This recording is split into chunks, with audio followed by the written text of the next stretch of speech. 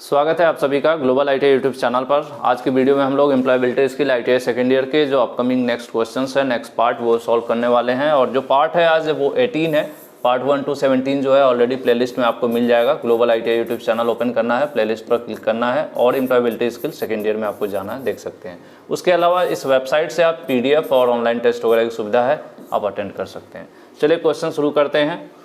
और क्वेश्चंस में डिले हो रहा है और कुछ प्रॉब्लम है, हमारी फैमिली प्रॉब्लम होने की वजह से वीडियोस काफ़ी डिले हो रही है और समय नहीं मिल पा रहा है। फिर भी आज कोशिश किया हूँ कुछ क्वेश्चंस आपको मैं सॉल्व करवा दूँ, फिर भी कोशिश करूँगा। अब बहुत सी चीज़ें हैं जो शेयर नहीं किया जा सकता।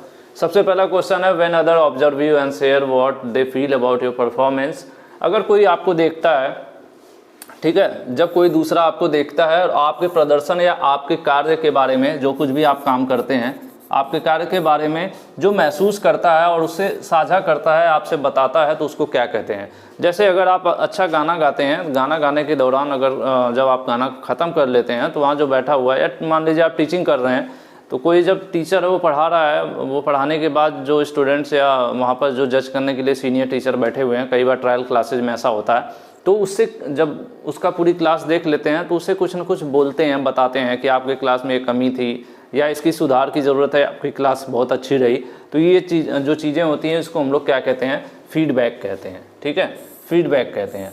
जनरली हम लोग फीडबैक रेस्टोरेंट वगैरह में खाना खाने के बाद भी फीडबैक फॉर्म भरवाया जाता है कि आपको यहाँ का खाना कैसा पसंद आया कि नहीं आया, बिहेवियर अच्छा लगा कि नहीं अच्छा लगा। गाड़ी वगैरह की सर्विस कराते हैं तब भी फीडबैक आज के टाइम पे सुधार का एक जरिया है। अगर आप जो बिज़नेस, जो कार्य, जो भी चीज़ कर रहे हैं, प्रदर्शन मतलब कोई भी वर्क वगैरह आप कर रहे हैं, तो उसमें फीडबैक लेंगे लोगों से और लोगों के फीडबैक के अकॉर्डिंग अपने वर्क में इम्प्रूवमेंट करेंगे, सुधार करेंगे, तो आपका वर्क जो है अच्छा होगा। इसलिए फीडबैक बहुत ज़रूरी है।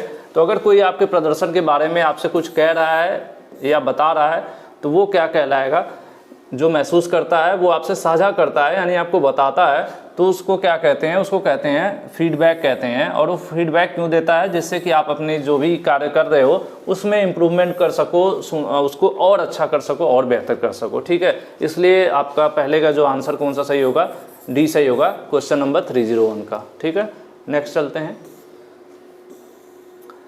नेक्स्ट है, एक एम्प्लॉय को जो फीडबैक मिलता है अपने सुपरवाइजर से, अपने HR मैनेजर से, या अपने जो कलीग्स होते हैं यानी साथ के काम करने वाले। अगर हम किसी कंपनी में काम कर रहे हैं, वहाँ पे 50 लोग हैं मेरे साथ काम करने वाले, 2 मेरे मैनेजर हैं, 1 HR हैं, तो अगर कोई हमारे एक सुपरवाइजर हैं, सुपरवाइजर मेरे बारे में कुछ कह रहे हैं या HR मेरे काम के बारे में कुछ कर रहे हैं, या जो मेरे साथ के काम करने वाले लोग हैं वो मेरे कार्य के बारे में अगर कह रहे हैं, तो उससे हमें मतलब क्या मिलता है, वो फीडबैक जो दे रहे हैं। तो ये लिखा हुआ है, कर्मचारी को पर्यवेक्षक मतलब सुपरवाइजर, मानव संसाधन मतलब मानव संसाधन, अब इन्होंने लिखा है लेकिन ये HR मैनेजर होता है। ठीक है, मानव संसाधन HR मैनेजर होते हैं जनरली, यहाँ पर HR शब्द का इसलिए इस्तेमाल किया गया है, जो HR मैनेजर होते हैं उनका।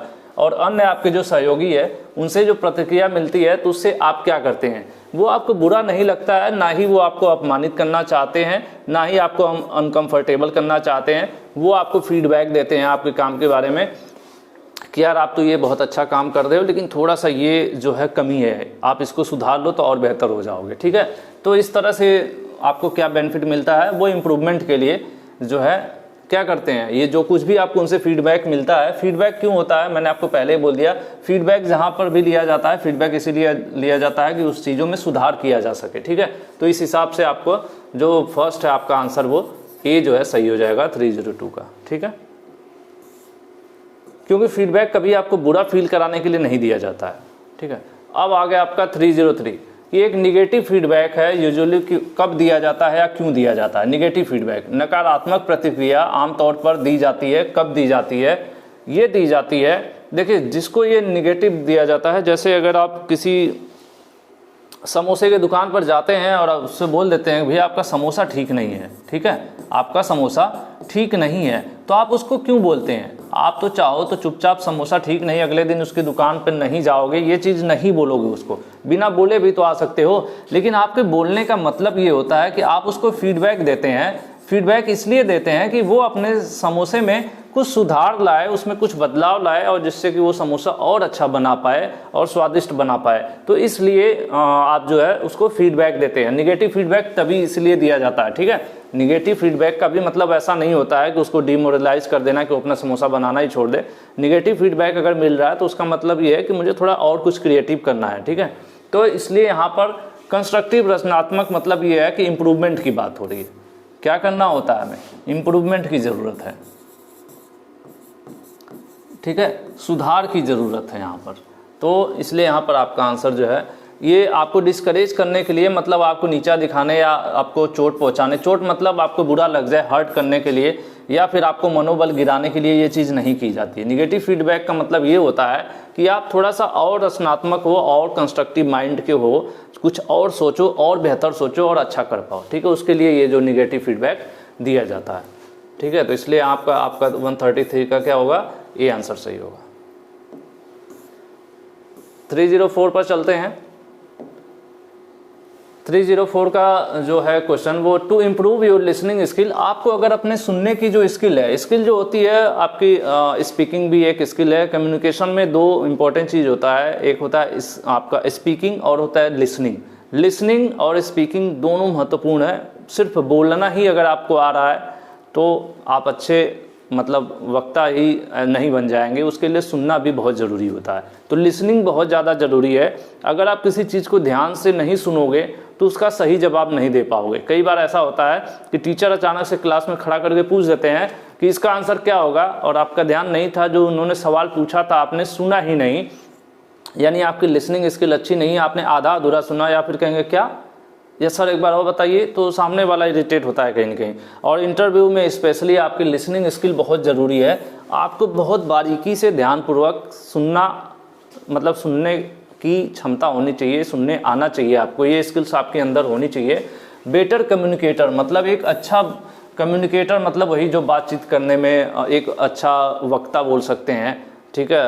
एक्चुअल में देखते हैं ना टीवी चैनल्स वगैरह पे प्रवक्ता लोग होते हैं, सभी पार्टियों के प्रवक्ता आते हैं सभी अलग अलग पार्टी से, तो क्या होते हैं, एक अच्छे कम्युनिकेटर होते हैं। वो बातों को सुनते हैं, उस हिसाब से बातें बोलते हैं। हालांकि आजकल सुनते तो हैं लेकिन बोलते हैं अपने हिसाब से ही हैं। तो लिसनिंग स्किल की बात है कि अपने स्किल्स को क्या करना होता है, लिसनिंग स्किल्स को अगर हमें सुधारना है तो हमें क्या करना पड़ेगा। देखिए ये कह रहे हैं कि सुनना नहीं चाहिए, ध्यान से नहीं सुनने की ज़रूरत है, इग्नोर करने की ज़रूरत है, तो ये गलत बात हो गई। डिफरेंट बनने वाली कोई बात ही नहीं है। कह रहे हैं कि सुनिए लेकिन आधा अधूरा सुनिए, तो ये भी गलत बात है।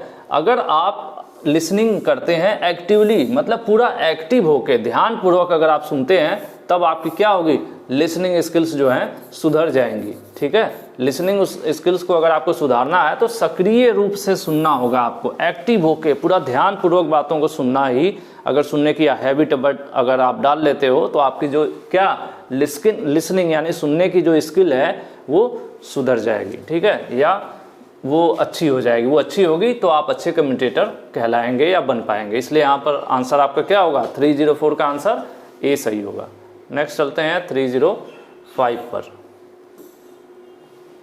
305 क्वेश्चन है, आपका असाइनमेंट आपकी क्लास में अन्य लोगों की तरह नहीं है, आप पढ़ाई क्यों नहीं कर रहे हैं। अगर ऐसा कोई आपका टीचर बोल रहा है तो किस चीज़ का एग्जाम्पल है, ठीक है। अभी क्या चल रहा है, अभी फीडबैक चल रहा है। तो फीडबैक कई तरह के होते हैं, निगेटिव फीडबैक है, पॉजिटिव फीडबैक है, कंस्ट्रक्टिव फीडबैक है, ठीक है।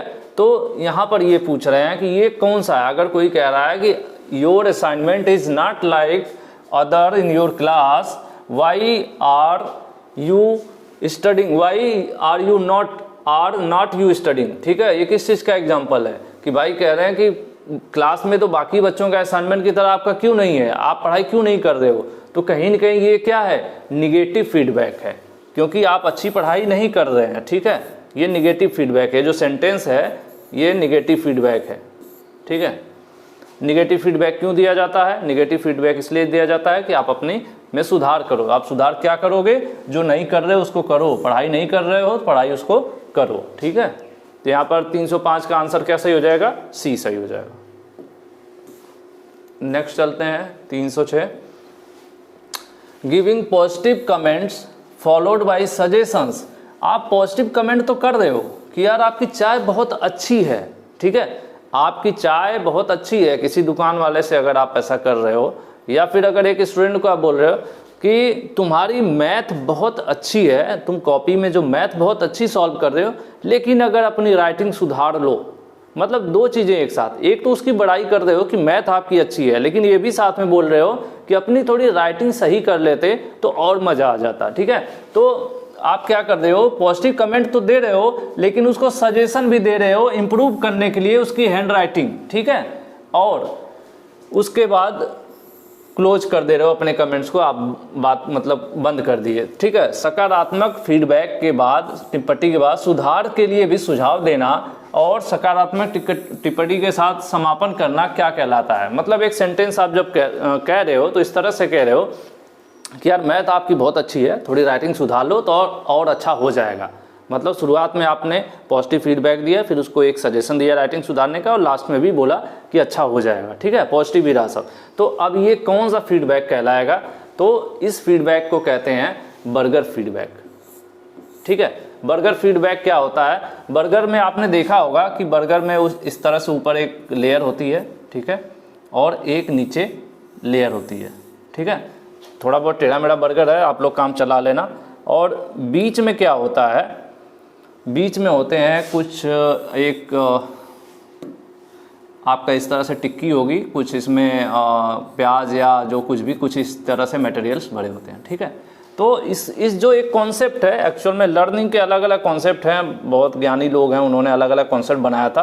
तो इस तरह से इन्होंने एक बर्गर फीडबैक भी बनाया है, जिसमें ऊपर वाला जो होता है और जो नीचे वाला होता है, ठीक है, ये आपके पॉजिटिव फीडबैक रहते हैं, ठीक है, ये दोनों पॉजिटिव फीडबैक होते हैं। और बीच वाला जो होता है कंस्ट्रक्टिव होता है, कंस्ट्रक्टिव, जिसको आप हिंदी में कहते हैं रचनात्मक, ठीक है। ऊपर और नीचे पॉजिटिव फीडबैक, मैं शॉर्ट में बस लिख रहा हूं, पॉजिटिव फीडबैक ऊपर दिया जाए और नीचे भी, तो कहीं ना कहीं आपके सेंटेंस में भी क्या था, पहले पॉजिटिव कमेंट किया आपने, अच्छी बात बोली, फिर उसे बीच में क्या किया, सजेशन दिया, और लास्ट में जब कमेंट आपने बंद किया मतलब बोलना, तब भी आपने उसे पॉजिटिव दिया।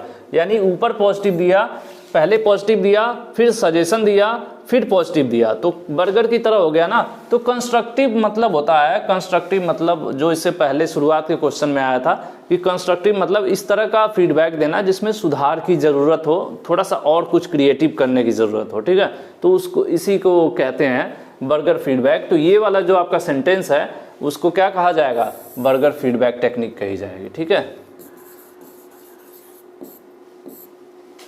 क्या हुआ, तो ठीक है, इसका ये होगा आंसर सी। नेक्स्ट चलते हैं।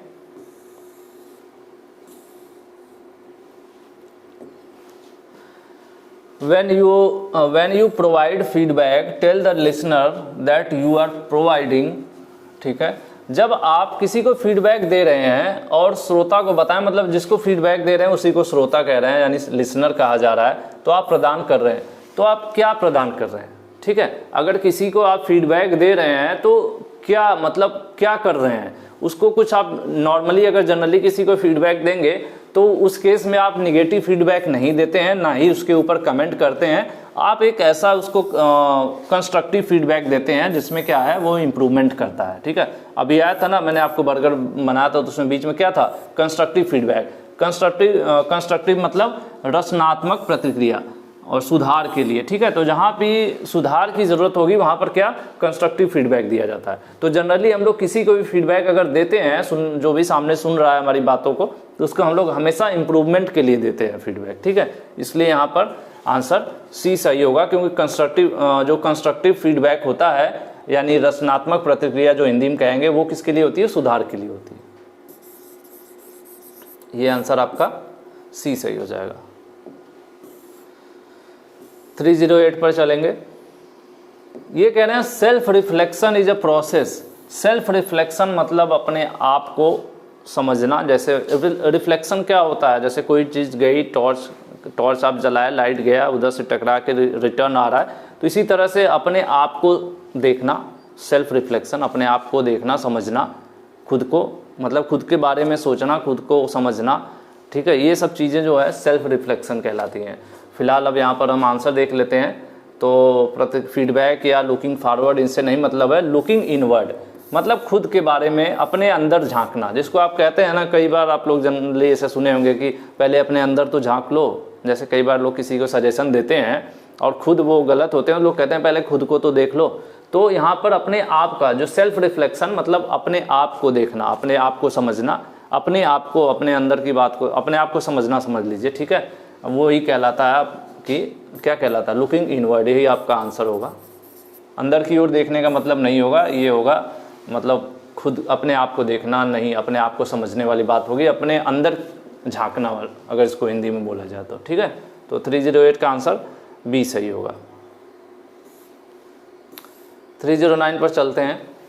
When we take time to think, जब हम समय लेते हैं सोचने के लिए, अटेंशन टू आवर थॉट्स मतलब अपने सोच पर अटेंशन मतलब ध्यान देते हैं, अपने सोच पर, अपने इमोशंस पर और अपने डिसीजन पर और अपने बिहेवियर पर, तो इसको क्या कहते हैं, इसके पहले जो आया था वही कहते हैं, उसको कहते हैं हम लोग सेल्फ रिफ्लेक्शन, ठीक है। अपने आप में आत्म प्रतिबिंब। अब यहाँ पे अलग अलग ट्रांसलेशन है, गूगल जहाँ जो लिख दे, सब मिलाकर सेल्फ रिफ्लेक्शन मतलब अपने अंदर झांकना, ठीक है। तो अपने अंदर आप झांकोगे या अपने अंदर ये अपने आप की क्वालिटी को देखोगे तो क्या करोगे, सोचोगे, टाइम लोगे और अपने बारे में सोचोगे, आप जो आपकी सोच कैसी है उसके बारे में, आप अपने इमोशंस मतलब अपनी भावनाओं के बारे में सोचेंगे, या फिर अपने डिसीजन आपने जो लिया उसके बारे में सोचेंगे, अपने बिहेवियर के बारे में सोचेंगे बैठ के कि मेरा बिहेवियर कैसा है लोगों के प्रति।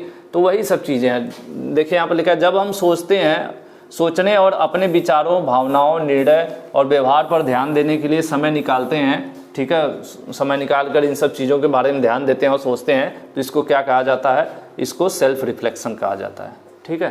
309 का आंसर क्या होगा, डी सही हो जाएगा। ये इसमें है, identify things that are under our control, उन चीज़ों को आइडेंटिफाई करना, देखना जो हमारे कंट्रोल में है, और those that are not under our control, कुछ ऐसी चीज़ें होती हैं हम जैसे यहाँ पर हम आइडेंटिफाई कर रहे हैं, हम देख रहे हैं कि कौन सी चीज़ें हमारे कंट्रोल में है, कौन सी चीज़ें हमारे कंट्रोल में नहीं है, तो इससे हमें क्या फ़ायदा मिलता है। अगर हम ये चीज़ देखें, यही लिखा है कि उन चीज़ों की पहचान करना जो हमारे कंट्रोल में है, नियंत्रण में है, और जो हमारे नियंत्रण में नहीं है, तो इससे हमें क्या मदद मिलती है या इसका क्या फ़ायदा है। तो इससे हम क्या होता है कि ज़्यादा सेल्फ अवेयर होते हैं, ठीक है। शांतिपूर्ण का कोई मतलब नहीं है, इसका कोई मतलब नहीं, निराशा भी नहीं होगी, बल्कि हम ज़्यादा अवेयर होते हैं, सेल्फ अवेयर होते हैं, अपने आप के बारे में हम ज़्यादा अवेयर होते हैं कि मेरी कैपेबिलिटी क्या है, मेरी कैपेसिटी क्या है, मैं कितना कर सकता हूँ, कितना नहीं कर सकता हूँ, मतलब मेरी क्षमता क्या है। ये सब चीज़ें हम कैसे कर सकते हैं, जब हम ये बैठ के सोचें कि हमारे बस में यानी हमारे कंट्रोल में क्या है, हमारे कंट्रोल में क्या नहीं है। तो इस चीज़ को हम कहेंगे सेल्फ अवेयर होना और अधिक सेल्फ अवेयर होना। अगर हम इसके बारे में बैठ के सोच रहे हैं, इस चीज़ को पहचान रहे हैं, तो ठीक है। तो यही लिखा है, अधिक आत्म जागरूक होना, सेल्फ अवेयर होना, ठीक है। आज के पार्ट सिर्फ 10 ही क्वेश्चन मैं ले पाया था, क्योंकि समय की बहुत शॉर्टेज है और थोड़ी प्रॉब्लम में हूँ इस वजह से। और मैं नेक्स्ट कोशिश करूँगी जितना जल्दी चीज़ें सॉर्ट आउट होती हैं, मैं और भी वीडियोज़ ज़्यादा क्वेश्चन के साथ सॉल्व करवाऊँगा। लेकिन एग्ज़ाम के लिए आपको अश्योर करा देता हूँ कि अभी तक जो ये क्वेश्चंस हुए हैं, ये एटलीस्ट आपको बहुत ज़्यादा हेल्प करेंगे। मतलब मेरे अकॉर्डिंग आपको 70 to 80% क्वेश्चंस तक तो हेल्प कर ही देंगे, ठीक है। तो आज की वीडियो में इतना ही। वीडियो पसंद आई होगी तो लाइक कर दीजिएगा और ज़्यादा से ज़्यादा शेयर कीजिएगा ITI स्टूडेंट्स में। Thank you.